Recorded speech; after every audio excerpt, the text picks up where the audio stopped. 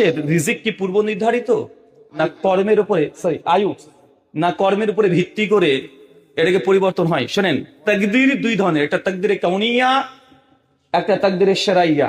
শেখ সালেহ আল উসাইমিন রাহিমাহুল্লাহ তার ইমানের আরকানুল ঈমান গ্রন্থে তিনি তাফসিলি ব্যাখ্যা নিয়ে আলোচনা করেছেন। আয়ু বলেন, রিজিক বলেন, সব নির্ধারিত। মিশকাত হাদিস নাম্বার ৭১, এই আসমান সৃষ্টির ৫০,০০০ বছর আগেই আল্লাহ এই তাকদীরটি লিখেছেন। তারপরে কলমকে শুকিয়ে, মানে কলম পুরো শুকিয়ে গেছে।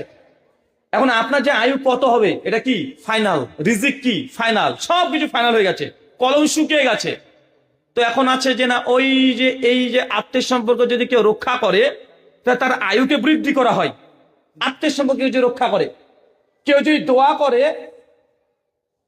দোয়ার মাধ্যমে আল্লাহ তাকদীরকে পরিবর্তন করে দেয়, তাই না? তাহলে এই তো তাকদীর পরিবর্তন হয়ে গেল। আসলে ওই তাকদীরের মধ্যে এটাও লেখা আছে যে ওই বান্দা এই দুয়ার মাধ্যমে তাকদীর পরিবর্তন হয়ে যাবে।